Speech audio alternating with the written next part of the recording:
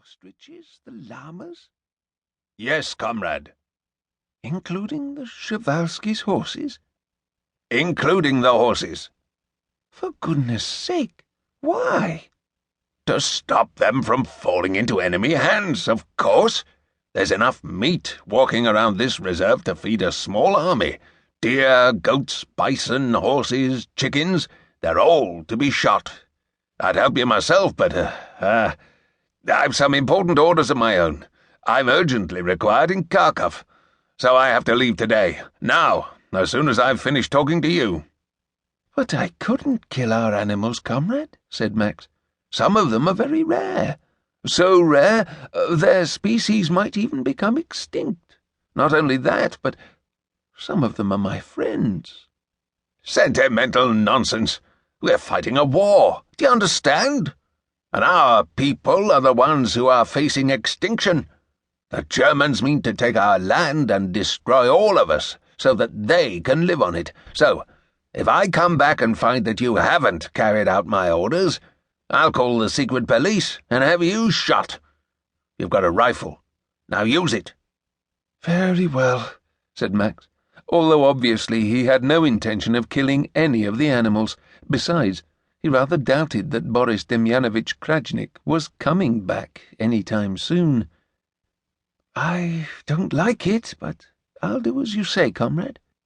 I don't like it any more than you, Maxim Borisovich, but this is a patriotic war we're fighting. We're fighting for our very survival.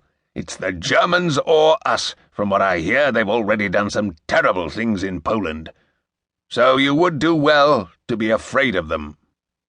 And with those words, Krajnik drove away, as quickly as he could. Max went outside the house and walked back to his simple cottage on the edge of the steppe.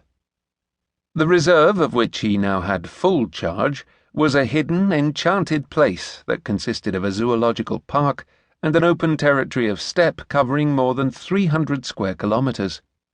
A wild, desolate-looking region, it is mostly open grassland and largely treeless except for pockets of dense forest growing near rivers and lakes.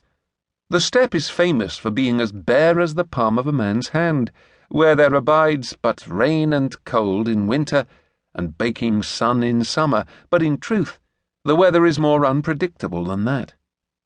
Max did not think he would miss Krajnik very much. One of the reasons the old man was so fond of the reserve was that people like Krajnik were seldom encountered. There were just 6 small villages in the reserve, and the nearest city, Mykolaiv, was more than 3 hours' drive away. Max thought that was just as well, since the whole idea of a nature reserve is to provide a sanctuary from men where animals can exist without being put to work or hunted for food. In spite of what Krajnik had said about the Germans, the old man had high hopes of them being a real improvement on the Ukrainian Soviet government, and he did not think this hope was unreasonable. For one thing, it was a German, not a Ukrainian or a Russian, who had loved animals enough to create the sanctuary at Askania Nova. That same German, the Baron Faltzfein, had been the only man ever to show Max any real kindness. Everything he remembered about the Germans at Askania Nova persuaded Max that if they did turn up and try to kill the animals, he could reason with them. After all, he could speak German, although it had been many years since he'd needed to. And so the first thing he did when Krajnik departed from Askania Nova was not to shoot any of the animals, but to return to his cottage and look for the German dictionary and grammar book that the Baron had given him on his birthday more than 40 years ago. And since he had only one small bookshelf with the Bible, a long poem called Eugene Onegin, and the game of chess by Saveli Tartakova, Max quickly found these books and started to reacquaint himself with the complexities of the German language. It was another 2 weeks before the German SS arrived in trucks and on motorbikes and took over the main house.